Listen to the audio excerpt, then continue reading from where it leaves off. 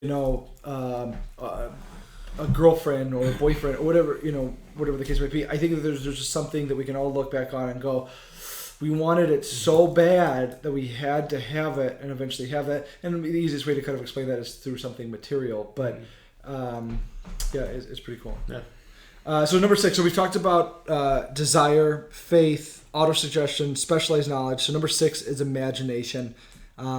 If you want to tell me what imagination is to you. I love this one. I think this one's fire because it takes us from the conscious to the subconscious. And that's where stuff happens. Yep. Right. Just like we talked about, if we're stuck in that 10% of the brain that we always use, I mean, we're never going to get into the 90% where light bulbs are created, where airplanes fly, where radios go through the ether, right? Whatever. If we're all just never, if we never use the majority of what we are as imaginative beings, I think we're robbing ourselves. I agree. Yeah. 100%. And I think one of the cool stories he tells through imagination is when he talks about, and I apologize because we're completely ruining the entire book for you if you've never read it. This is the book. But, he talks about how there was this mysterious kettle, and how the kettle in the early 1800s, sometime in the 1800s, this doctor sold this mysterious kettle with this directions to I think it was a pharmacist, wasn't it? I can't remember if it was a store clerk, I think he said, or something like that. Yeah. And then the store clerk basically double checks everything, makes sure it's good, and he hands him over $500. And in that time, it was he talks about how the doctor had he could pay off all his bills with this, and he could live basically with that security. So he just handed it over to him. But there was one missing thing that the store clerk had that the doctor didn't, and he goes through all these different things of how this mysterious kettle helped kept people employed through the Depression, or how Napoleon Hill met his wife and not met her, but proposed to her drinking this mysterious thing, and then you find out that it's Coca-Cola. Yeah. And the only thing that the doctor had, that the store clerk had that the doctor didn't was imagination. Yeah. So it's kind of cool. So again, what are the things that we could talk? What are the different things that he even talks about? What was the guy that had such a desire and faith to meet Edison to become part of his partner? I can't think of the name he used. Oh yeah. I can't think of it either, so I apologize. But he talks about how I guess you'll just have to go get. You have to get the book.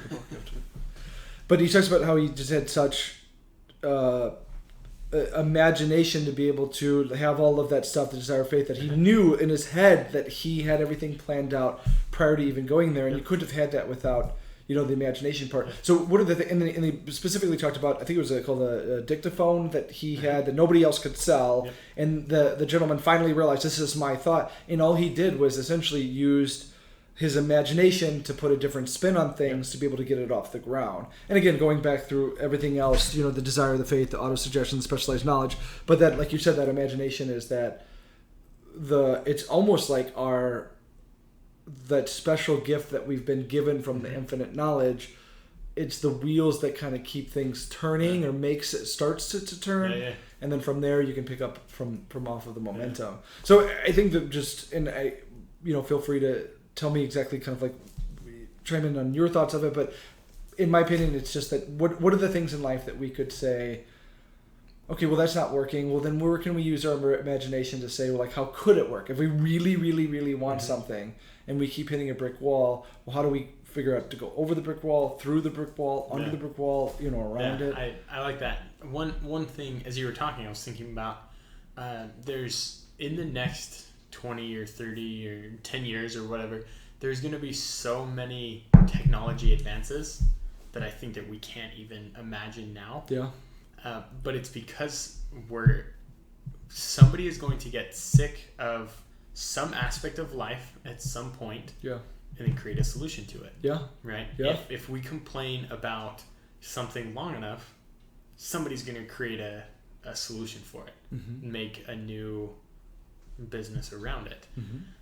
And so I often think about what is the hardest thing in my life that a lot of people struggle with as well. That's awesome. And then trying to find a solution to that. It could be the next Apple. I mean, it could be the next Microsoft. It could be like Uber or one of these businesses that people complain about taxis all the time. Yeah. Billions of complaints. And so somebody's like, oh, well, let's start another newer swing on the taxi company. Now look at Uber, right? Yeah. And so thinking about things in that way, imagining getting out of our own way and thinking about things that we struggle with that then could be a universal struggle, as compared to just, oh, it's kind of a nuisance that I have to put up with this. Right. Imagine that it could be something so much more, right? I think it's cool, and I think that again, I've dealt with a lot of. I'm open to the essentially the minds that are out there and what they have, and I'm a very big believer in that we're all incredibly connected as far as like we can hear. I might be a crazy person where they want to put me in the loony bin, but like I can hear thoughts and I can feel your feelings and I can feel the energy. They always talk about the word energy, but I think that I've been exposed to your mind, and I've been exposed to a lot of others as well. And I think that if everybody had that same kind of internal mind perspective as you do, that it wouldn't be, it would be just a lot more of a blossoming world. But at the same time, maybe selfishly, like if it's a good thing, but that if they're not all like you, because then we get these, it's not coming from so many different directions that we can't focus on but so we can focus on one individual mind to be able to give us stuff like that. But like you said, we've mentioned that we're both in sales, and we've talked about that, and we've talked about how there's different times where you'll be around 10 different rookies and they're all gung-ho and they're ready to do that, but then really when stuff gets gritty, you find yourself being like that one guy that's still around. In the dark on your own. But again, I mean, I think that it takes a powerful mind like you to be able to give the rest of the to show the potential riches, not just money, but like mind, value and opportunity of what's there out there. And if everybody, if you're around 10, you're by no means the rookie. You're the guy taking care of the 10 rookies. But if you're the one guy that, let's say you're looking over the 10, all 10 drop out, and you go, oh my God, what's the point? Then we're not going to get anywhere. It takes that one strong mind like yourself to be able to then push through and figure that, and really have step 2 is that, that faith and that desire and realize it. And the cool thing is that, how many times have you read Think and Grow Rich? 11. 11 now, yeah. And talk about repetition. I mean, that's just and again, I mean, I don't mean to keep pointing out, you're 24. I mean, it's amazing that I think that it has a lot to do with that stuff, that you're conditioning your I can pretty much guarantee it. I couldn't put it down on paper or like track it to show you where it's at, but I could probably guarantee you that there's minimum 40% of people out there that meet their maker that never have the knowledge that you have, simply just because they're just not open to it, and they want to be in that security of things, and they want to make sure that no, I don't want to get burnt by this fire, so I'm never going to do that, but I'm going to stick around and I'm going to be cold for life because, well, I'll just learn how to deal with that. And instead of how would you say it? Instead of adapting to your situation, you almost like create it. And I think that you're one of those people that I think I heard a story one time, and I just to summarize the story, because it was a long story, but I think life is a path of accumulation, of acclimation. Sure.